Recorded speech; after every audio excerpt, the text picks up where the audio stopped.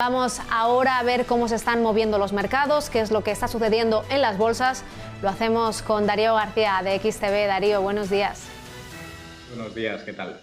Pues encantada de charlar contigo, como siempre. Hoy, bueno, un día en el que no tenemos la referencia de Wall Street por ser festivo en Estados Unidos, y también encaramos una semana en la que los ojos de los inversores están muy puestos, ¿no?, en el Banco Central Europeo y esa reunión del jueves. Efectivamente, arrancamos una semana tranquila que acabó el viernes pasado con muchísima volatilidad. Vimos un IBEX 35 entre los índices que más caían en la última jornada de la semana, pero que en término medio pues, no era de los que más caía. Aún así, la referencia más importante que tenemos en la jornada de hoy son las subidas continuadas que se siguen manteniendo en el índice japonés, que desde que rompiera la resistencia de su directriz bajista de los últimos 8 meses, se ha revalorizado ya más de un 8%, intentando buscar los máximos alcanzados a principios de este año. Respecto a esta semana, como bien decías, el Banco Central Europeo será la referencia más importante porque algunos de los miembros más acomodados del Banco Central Europeo, que han estado apoyando la política monetaria actual, parece que poco a poco van girando de cara a las preocupaciones que existen y que vimos la semana pasada respecto al nivel de precios de la eurozona, donde se alcanzó esa cifra del 3% y que asusta a los miembros del Banco Central Europeo y que, en comparación a lo que está sucediendo con la Reserva Federal,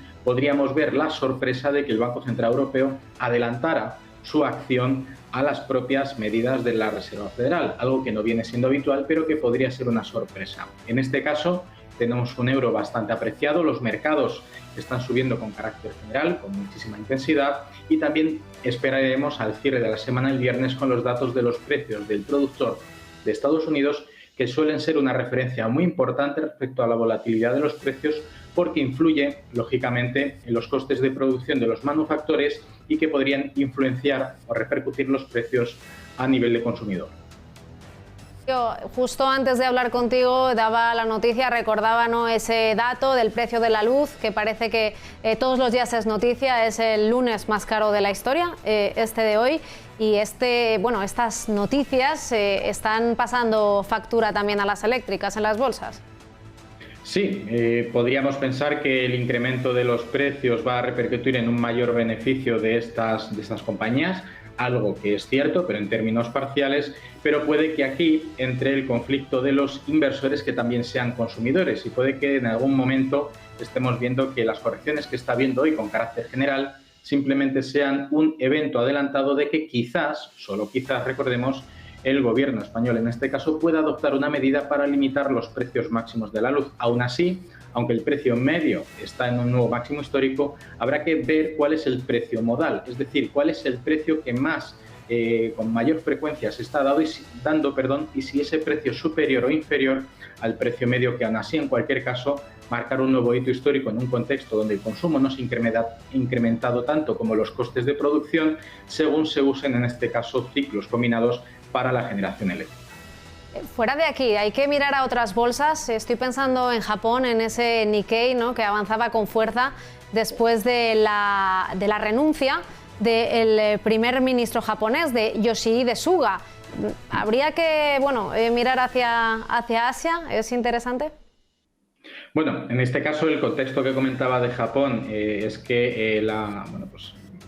renuncia del cargo del primer ministro japonés, que ha mantenido una política de Abenomics que llevaba en este caso su predecesor, parece ser que la mayor penalización social y política que ha acarreado esta destitución o esta renuncia es la gestión de la pandemia. Aún así, en este caso sabemos que la política o la cultura japonesa es de extremos en este tipo de situaciones, y si bien a un primer ministro en Japón no le cuesta absolutamente nada tomar una decisión tan drástica, que además está siendo bien acogida por los mercados, podría ser el inicio, en este caso, de que el mercado japonés pueda recuperar los niveles que ha perdido durante este año 2021, todo lo que llevamos de él, para intentar rebasar la marca por encima de los 30.300, 30.400 puntos, que es la siguiente referencia a tener en cuenta. Y viniéndonos más cerquita, pero fuera también de nuestras fronteras, fuera de España, Italia anuncia esa bajada de impuestos para aumentar el crecimiento. ¿Qué podemos esperar? Bueno, en este caso habrá que ver qué valoración económica ha hecho el Ministerio correspondiente de esta medida para ver si a nivel agregado la reducción de los impuestos permite que se recaude más, dado el incremento en este caso de la actividad económica empresarial, el consumo en general y bueno, pues la recaudación vía de la declaración de impuestos pues que se hace todos los años. En este caso es una medida muy vinculada al crecimiento económico, donde se espera que esta reducción permita la reactivación de la economía de un país muy dependiente del sector turístico y del sector servicios, muy parecido al que pasa en España, y todo habrá que ver si estas medidas favorecen los mejores parámetros macroeconómicos del país italiano y si podría ser replicado por otros países de la cuenca del Mediterráneo, como puedan ser en este caso Francia, España o incluso Portugal, aunque se nos quede por el otro lado a nivel geográfico. Y ya para ir concluyendo, Darío, ¿alguna recomendación en este lunes 6 de septiembre?